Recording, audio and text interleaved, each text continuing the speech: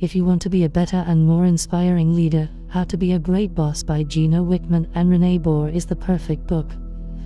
It has 10 detailed chapters that provide a clear plan to improve your leadership and management skills. Brought to your doorstep by Book Ginger, with the sole objective of giving readers practical tools and ideas to effectively manage and motivate their teams. The book summary explains how to be a great boss, delegate tasks, and choose the right team members. It covers key leadership and management practices to help you create a productive and positive workplace. Whether you're an experienced executive or a new manager, How to Be a Great Boss provides important tips to help you lead confidently and achieve great results with your team. Simply ring a bell, click the like button, and subscribe to follow through this essential guide to improve your leadership and management skills. Chapter 1 of How to Be a Great Boss is titled, Being a Great Boss. In this chapter, the authors explain what it means to be an outstanding leader. They highlight that a great boss doesn't just manage tasks, but also motivates and empowers their team to do their best. To be a great boss, you need to understand your role, which is more about coaching and mentoring than just giving orders. It's important to build trust with your team by being honest and consistent. Clear and open communication is essential for setting expectations and ensuring everyone is aligned. Finally, holding yourself and your team accountable by setting clear goals and following up is crucial for success. Chapter 1 teaches us that being a great boss is not just about managing tasks. It involves understanding your role as a leader, building trust, communicating clearly, and holding everyone accountable. By concentrating on these key points, you can motivate your team to do their best and create a positive and productive work environment. Chapter 2 of How to Be a Great Boss is titled, Do You Have What It Takes? This chapter talks about the essential qualities and skills needed to be a good boss. The authors highlight that being a great boss isn't just about having power, it's about leading with purpose, understanding, and clear communication. Great bosses understand their strengths and weaknesses and are always looking to improve.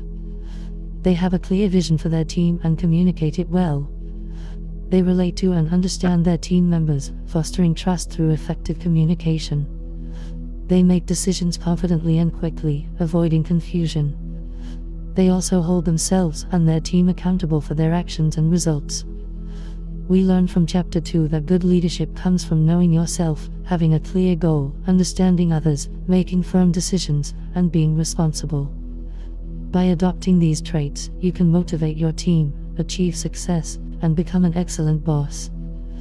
Chapter 3 of How to Be a Great Boss is titled, Delegate and Elevate. This chapter explains how giving tasks to your team lets you concentrate on what truly matters. This chapter teaches us how to delegate well and why it's important for our success as leaders. To be a great boss, first, figure out what you're good at and concentrate on those things. Give tasks that don't fit your skills to your team. Use the Delegate and Elevate tool, which is a 4-part chart, to sort tasks into categories: ones you love and are great at, ones you like and are good at, ones you don't like but are good at, and ones you don't like and aren't good at. We learn from Chapter 3 that by giving tasks to others, we not only empower our team but also improve our work. It's about being efficient and focusing our efforts on where we can make the most difference. Chapter 4 of How to Be a Great Boss by Gino Wickman and Renee Bohr is titled, Surround Yourself with Great People. To build a strong team, make sure you hire the right people for the right jobs by choosing those who match your company's culture and are good at what they do. Hire individuals who share your core values to improve teamwork. Regularly check your team's performance and make changes as needed, such as providing training, changing roles, or letting go of those who don't fit the team's goals. In summary, having great people around you is more than just hiring skilled workers. It's about creating a team that shares your values and works well together. By putting the right people in the right roles, ensuring everyone shares the same values, and regularly reviewing performance, you'll build a strong, efficient team that can achieve great things. Remember, a great boss is not just a leader, they build great teams. Chapter 5 of How to Be a Great Boss titled, Leadership, Management, and Accountability highlights the need to balance leadership and management for a successful workplace. Leadership involves creating and sharing the vision to motivate your team, while management is about carrying out that vision and ensuring responsibility. As a leader, you must communicate your vision and goals to your team so they understand their objectives and stay motivated. Provide your team with the necessary tools, resources, and support, and encourage them to take responsibility for their tasks. Set clear expectations and regularly monitor progress to ensure high standards without micromanaging. Promote open communication to make your team feel comfortable sharing ideas, feedback, and concerns, which builds trust and improves collaboration. We learned from Chapter 5 that to be a great boss, you need to lead well and manage effectively. Set clear goals, empower your team, hold everyone accountable, and encourage open communication. This will create a positive and productive workplace where everyone can succeed. How would you rate this video so far? Is it helpful? Don't forget to like, comment, and subscribe to Book Ginger for more tips from How to Be a Great Boss and other books. Chapter 6 of How to Be a Great Boss, titled The 5 Leadership Practices, introduces us to the 5 key leadership practices. These practices aim to help you lead, stay focused, and be effective.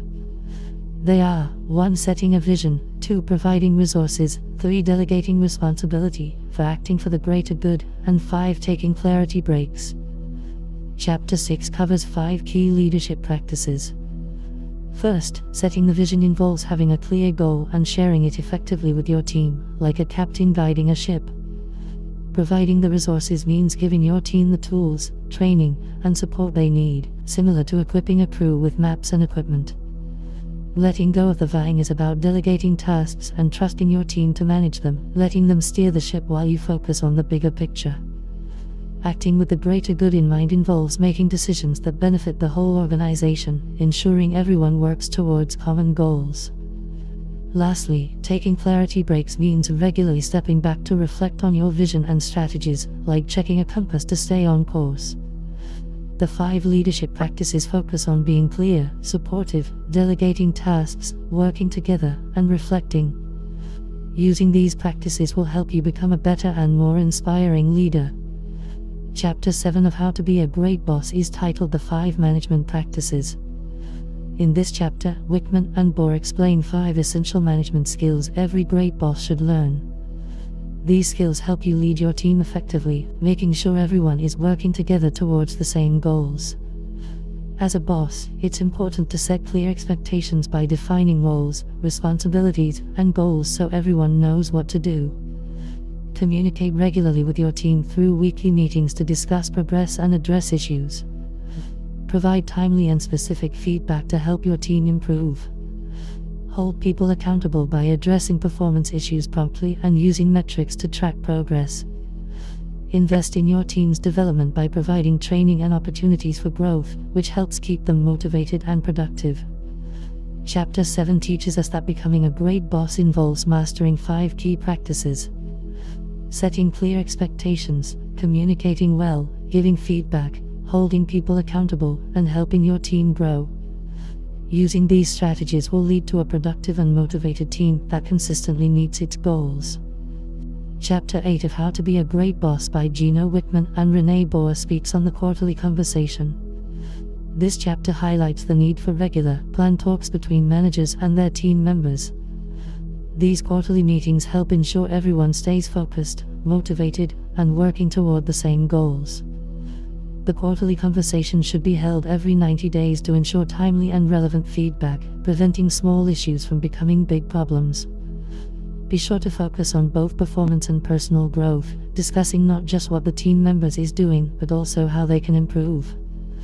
Make the conversation two-way, encouraging team members to share their thoughts and concerns to build trust. Lastly, document key points and action items to create accountability and provide a reference for future discussions. In conclusion, having talks with your team every 3 months helps keep everyone on the same page, supports growth, and builds strong bonds. By setting aside this time to talk about performance and development, you can create a more motivated, engaged, and productive team. Chapter 9 of How to Be a Great Boss is all about the 4 people issues. In this chapter, Wickman and Bohr talk about 4 common problems bosses deal with. It include hiring the right people, Firing the wrong ones, making sure everyone is in the right role, and keeping a positive work culture. These are key to building a strong, effective team.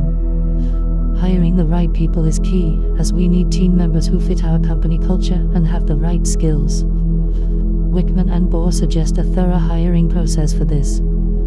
Equally important is firing those who underperform or don't align with our values, to avoid harming the team. Ensuring everyone is in roles that match their strengths and passions boosts productivity and morale. Lastly, maintaining a healthy culture is vital, as a positive work environment helps everyone thrive. We should lead by example and nurture the desired culture. In summary, Chapter 9 of How to Be a Great Boss highlights 4 key people issues. Hiring the right employees, letting go of the wrong ones, ensuring everyone is in the right role, and keeping a positive culture. Addressing these points helps create a productive, happy, and motivated team. Chapter 10 of How to Be a Great Boss is titled, A Final Word on People. In this chapter, Wickman and Bohr highlight the importance of the people in your organization. They explain that your success as a boss depends on how well you manage and lead your team. The chapter covers maintaining a positive work culture, understanding your team members, and always improving your leadership skills. Your team is your most valuable asset, so recognizing and nurturing their potential is crucial for success. Always strive to improve your leadership and management skills by seeking feedback, learning from experiences, and being open to change. Create a positive work environment with open communication, celebration of successes,